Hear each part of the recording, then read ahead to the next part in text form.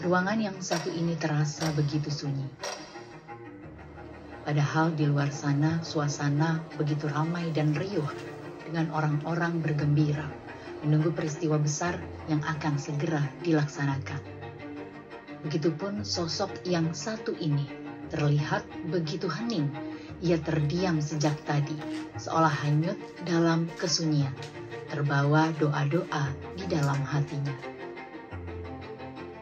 Ini adalah kisah seorang anak muda yang begitu gigih dan nekat dalam mencintai bangsa, sejarah, dan negaranya. Namun, apa yang membuat dirinya begitu rela memperjuangkan tanah airnya, melampaui segala rintangan, bahkan ikhlas menderita dalam sunyi demi persatuan. Inilah sekelumit kisah perjalanan Prabowo Subianto.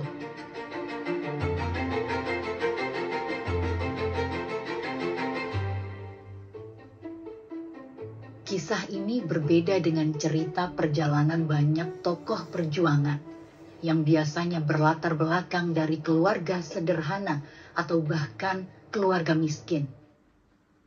Ini bukan cerita anak petani sederhana yang hidup dalam kekurangan bahkan kesulitan.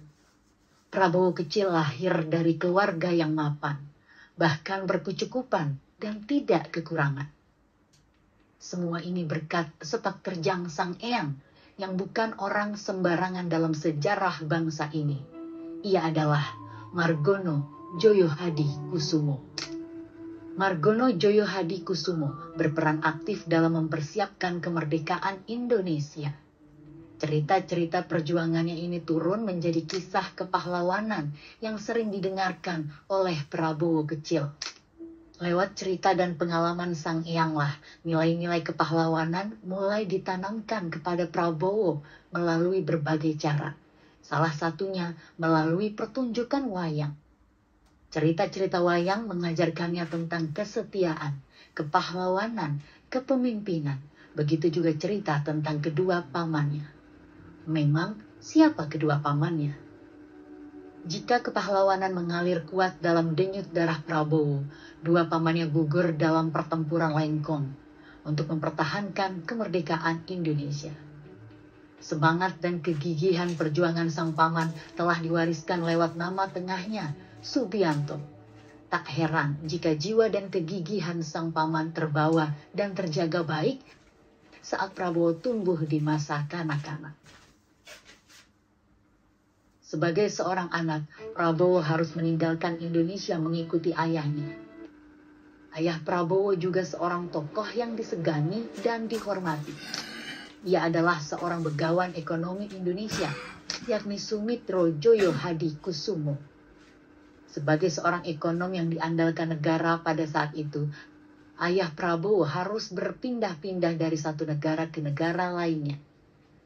Tentu ini menjadi tantangan bagi Prabowo di usia anak-anak, karena benih-benih nasionalisme baru tersemai dan belum tumbuh.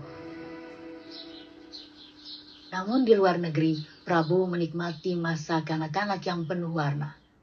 Sejak dulu, Prabowo mudah memperhatikan hal-hal detail dan menyukai permainan yang membutuhkan keahlian strategi. Dibesarkan dalam keluarga intelektual menjadikan Prabowo tumbuh menjadi lebih kritis dan pesat berkembang. Namun ia tetap menjaga kesantunan ala orang timur, seperti yang diajarkan orang tuanya. Ketika kecil, kami sering bermain koboi dan Indian. Ia juga serius saat bermain tentara, mengoreksi cara baris, cara pegang senjata, dan memberi contoh di depan. Ia sangat tertarik dengan dunia militer. Pernah suatu saat kami berkelahi, dia saya tonjok, namun dia diam saja. Rupanya ia dididik untuk tidak memukul perempuan. Walaupun demikian, hidup di luar negeri sebagai anak Indonesia tidaklah mudah. Prabowo tak jarang diterpa berbagai cemoohan hanya karena ia warga minoritas. Apakah ini lantas membuatnya menjadi lemah? Ternyata Prabowo malah menjadi semakin tangguh. Rasa nasionalismenya semakin tumbuh. Ia berhasil menyesuaikan diri dan bergaul dengan luas. Ia juga mampu mengikuti pelajaran di sekolah-sekolah internasional karena otaknya yang cemerlang. Ketika sekolah di Swiss, Prabowo menunjukkan jiwa leadership dengan mengambil prakarsa dalam penyusunan anggaran student senat padahal masih junior. Ibu Dora telah membesarkan anak-anaknya dengan sangat disiplin.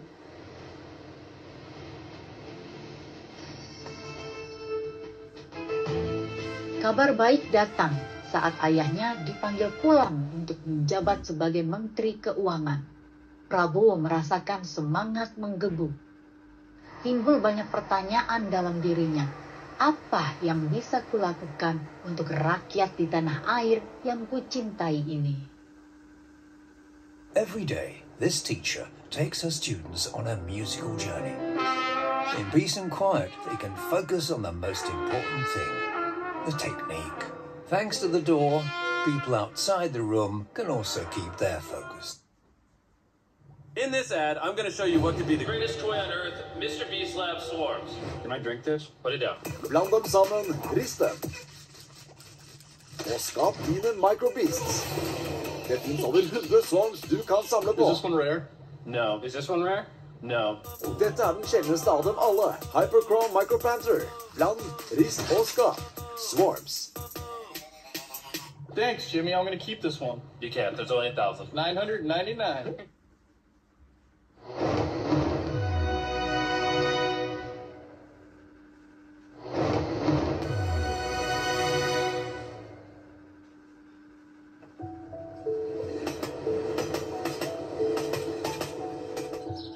Setelah kembali ke tanah air, Prabowo muda gemar berjalan-jalan menjelajahi Pulau Jawa. Dari sinilah Prabowo mulai melihat dan menjadi saksi langsung kondisi rakyat sesungguhnya. Kondisi tanah air tak seindah dalam bayangannya. Ketimpangan sosial begitu terasa di sudut-sudut pelosok. Lalu berkat keluasannya pun Prabowo muda tidak sulit bergaul dengan beberapa aktivis mahasiswa. Salah satu mahasiswa yang peduli dengan kondisi bangsa itu adalah Suhoki. Lewat obrolannya dengan Gi, Prabowo mencoba mewujudkan mimpi atas kegelisahan hatinya dengan membuat sebuah lembaga swadaya masyarakat bernama Lembaga Pembangunan Indonesia yang ia adopsi dari Peace Corps saat berada di Amerika Serikat. Namun apa daya, di tengah perjalanan lembaga ini tidak berkembang seperti yang diharapkan. Meskipun demikian, Prabowo tak lantas putus asa. Ia terus mencari jalan lain untuk mewujudkan kecintaannya pada bangsa dan tanah airnya.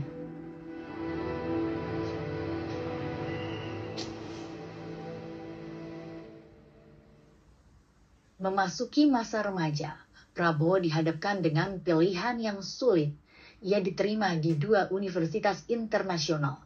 Namun hatinya tetap melekat pada negerinya. Karena itu, Prabowo memutuskan untuk masuk Akademi Militer Nasional di Magelang. Selain menguatkan rasa nasionalismenya, ia pun ingin melanjutkan mimpi perjuangan sang paman. Penggemblengan keras yang ia terima selama masa pendidikan sebagai taruna justru membentuk keteguhan dalam dirinya. Sosok Azwar Syam menjadi teladan, menginspirasinya untuk menjadi pemimpin yang tegas, disiplin, berwibawa, tetapi tetap peduli pada kesejahteraan anak buahnya. Prabowo percaya bahwa seorang pemimpin militer harus berada di garis depan. Sebagai salah satu pemimpin di Kopas Sanda, ia dikenal dekat dengan para anak buahnya. Saya mengenal Pak Prabowo saat di Akabri. Mungkin saya satu-satunya atasan yang pernah menempelengnya, dan beliau selalu mengingatnya sebagai bagian dari proses pendidikan. Menurut kesaksian anak buahnya, Prabowo juga selalu memikirkan rakyat kecil. Cita-citanya tidak pernah berubah, yaitu ingin Indonesia adil dan makmur. Prabowo menjalani profesinya sebagai abdi negara dengan sepenuh hati. Saking penuh perhatiannya pada negara, Prabowo dianggap terlalu fokus di dunia militer sehingga terkesan melupakan kehidupan pribadinya. Itulah sebabnya, baru setelah berpangkat kapten, Prabowo menikah dengan Siti Hediati Haryadi, putri keempat dari Presiden saat itu, Soeharto. Latar belakang mereka sangat berbeda. Prabowo tumbuh di tengah keluarga modern dan luas dalam pergaulan internasional. Sementara Titi berasal dari keluarga dengan budaya Jawa yang sangat kental tradisinya. Meski begitu, mereka mampu beradaptasi. Pada tahun 1984, mereka dikaruniai seorang anak lelaki. Sungguh sebuah awal perjalanan masa dewasa yang menyenangkan. Setelah membangun keluarga, Prabowo semakin cemerlang dalam karir militernya. Berbagai posisi dan jabatan penting pernah ia pegang. Ia berhasil memimpin beberapa operasi militer. Di sini Prabowo mendapat julukan 08 dari Satuan Anti Teror. Belum lama dilantik sebagai Brigadir Jenderal pada 8 Desember 1995, Prabowo langsung membawa pasukannya ke Mapenduma untuk menyelamatkan Sandra. Tak hanya menyelamatkan Sandra, Prabowo juga memimpin ekspedisi Kopassus yang bekerja sama dengan beberapa lembaga lain untuk menaklukkan gunung tertinggi di dunia. Sungguh sebuah pengalaman yang luar biasa. Namun di tengah karir dan kehidupan yang baru berjalan, Prabowo dipaksa menghadapi pilihan yang sangat berat. Indonesia mengalami pergolakan politik yang memaksa Prabowo terseret dalam pusarannya. Sungguh sebuah ujian dan masa-masa terberat bagi Prabowo. Ujian ini menghadapkan Prabowo pada puluhan persilangan pilihan yang sangat berat. Apa yang harus dia putuskan? Kesetiaan kepada atasannya, presidennya, kepada keluarganya, istri, kepada bawahan dan pasukannya, kepada negara, atau kepada rakyat Indonesia. Mana yang harus dipilih?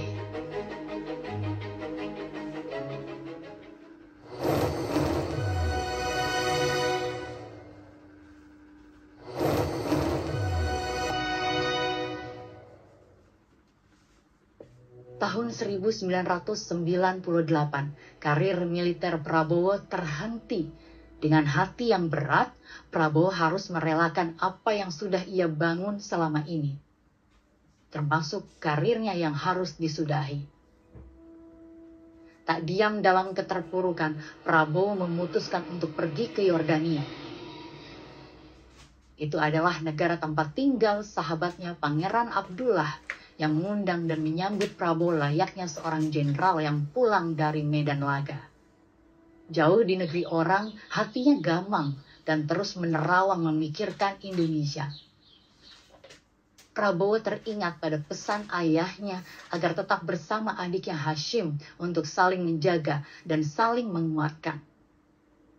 Usai dari kehidupan militer, Prabowo mulai membangun usaha bersama sang adik Hashim Joyo Hadikusumo. Perlahan usahanya pun tumbuh dan berjalan. Namun begitulah Prabowo. Walaupun usaha dan bisnisnya terus membaik dan menanjak, Prabowo tetap memikirkan Indonesia, negaranya, bangsanya, terutama pasukan dan bawahannya dulu. Nampaknya memang rasa cinta dan perhatian Prabowo kepada masyarakat Indonesia tak bisa lepas.